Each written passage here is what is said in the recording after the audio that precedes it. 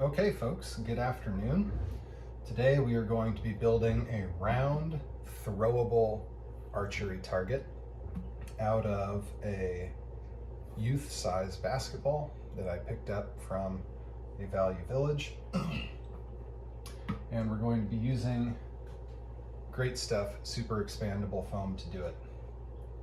So the purpose behind this target is to have a tumbling target that when I throw it, it'll roll around, it'll find itself into odd corners that I can't predict, and it will help me to practice range finding and accuracy on a small target, hopefully to get me ready for small game season and maybe even going duck hunting with a bow, shooting some ducks on the water.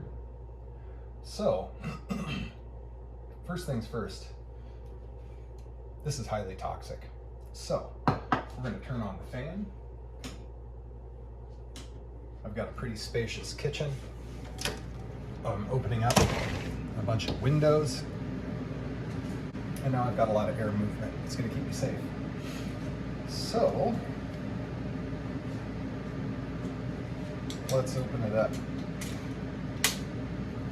Now, this foam is very super expandable, but it says that it is not designed to fill a cavity.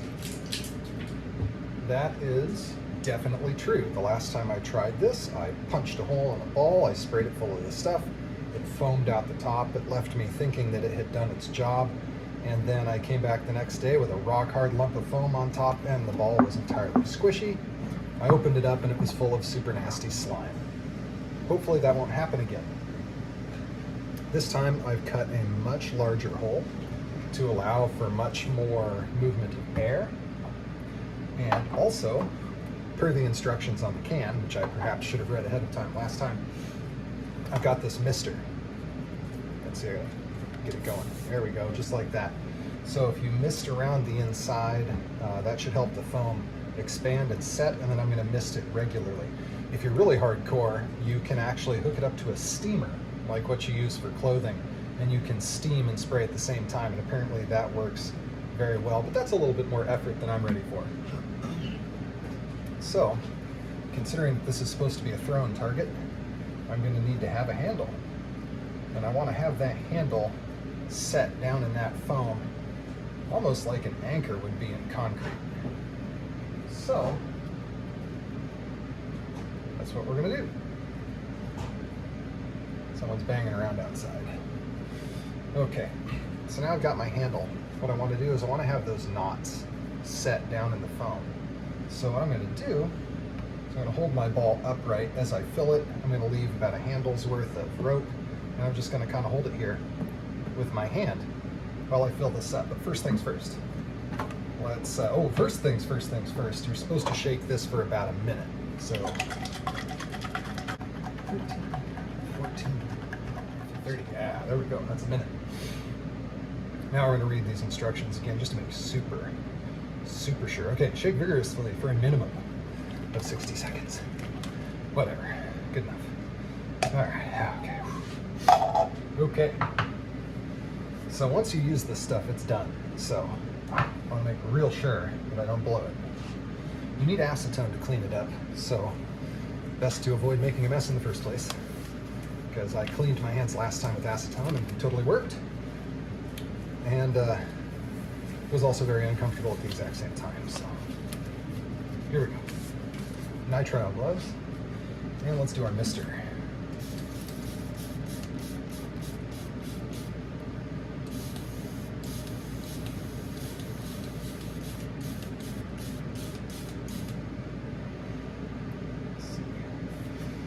That, not as liberal as I'd like it.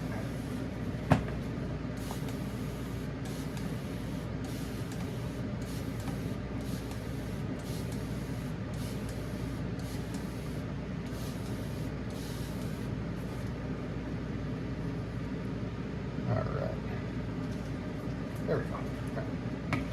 Good and damp, in fact. Okay, here we go. actually, since I want this stuff to set around the handle. Take it at its word and mist it. Okay.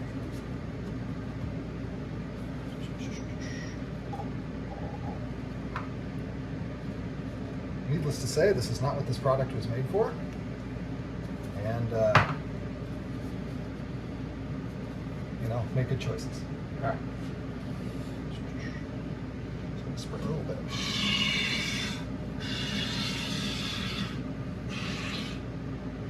All right. There we go.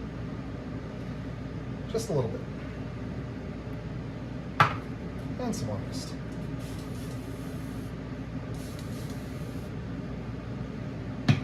Last time I sprayed the entire can in there. That, I believe, in retrospect, was unwise.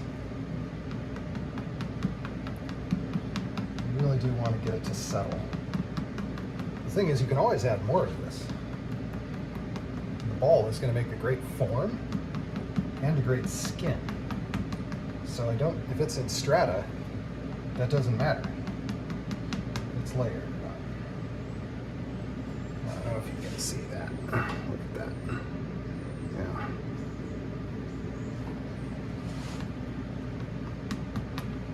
So.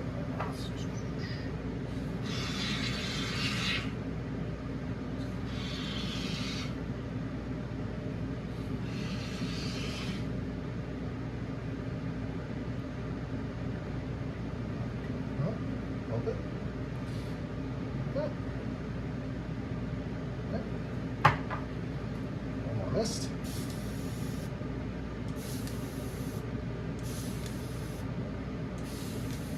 I don't want to get it super wet. I don't want to spray it full of water. Just a little mist. Okay. So it's supposed to expand, I believe, for about 8 minutes. Let's take a look.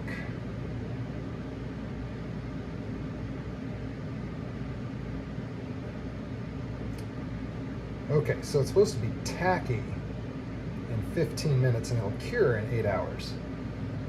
So let's give it a few minutes and see how we do.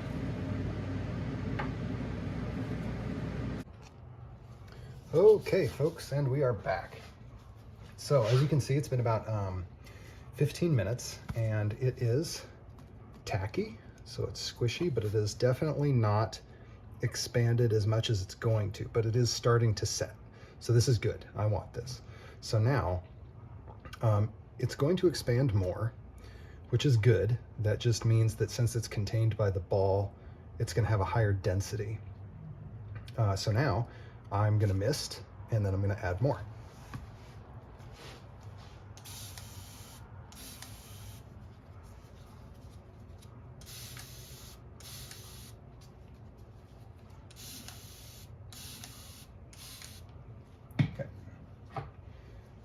I didn't want my foam drying out, so ooh, gross. Stuck a nail in it, and that nail's toast. Well, actually, I'll keep that around. We'll see. Okay.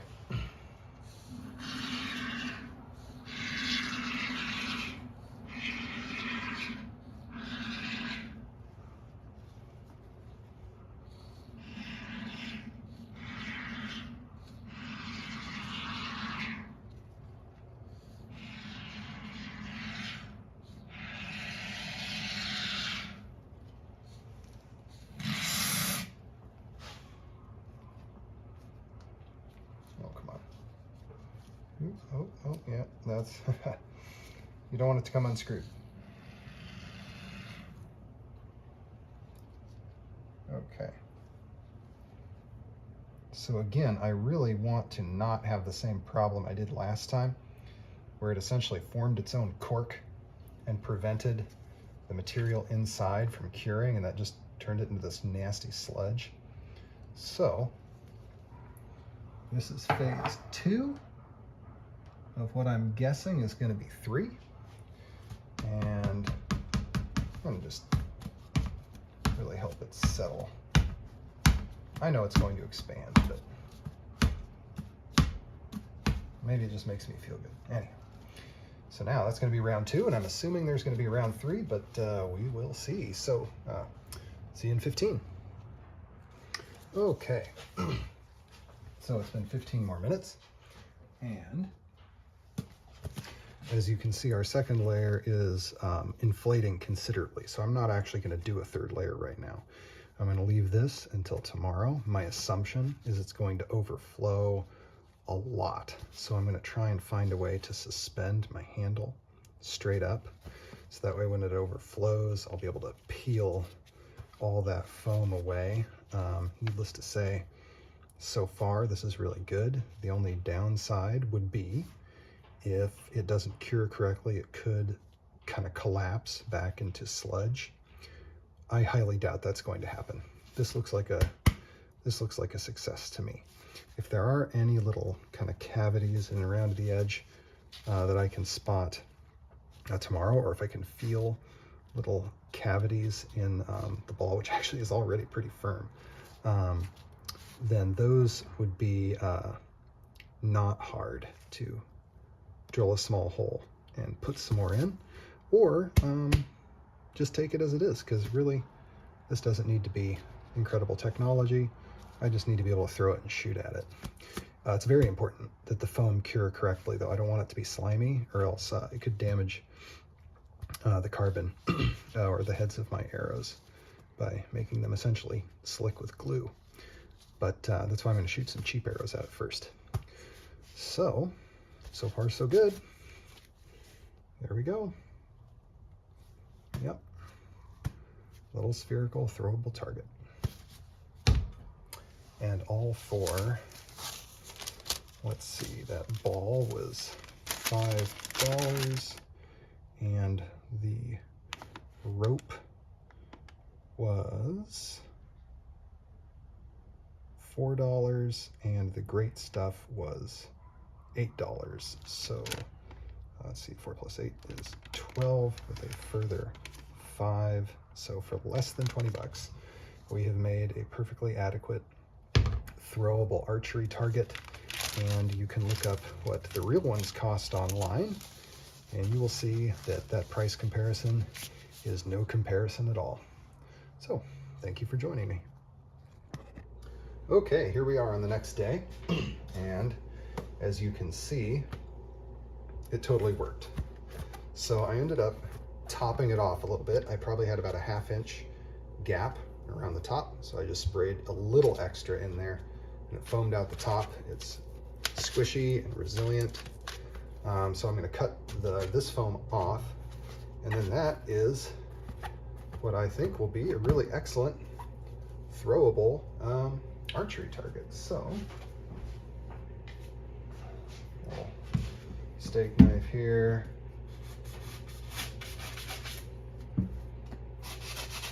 Loosen it up around the edges.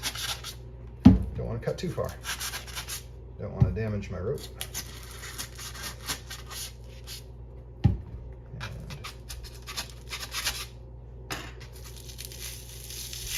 And there we go.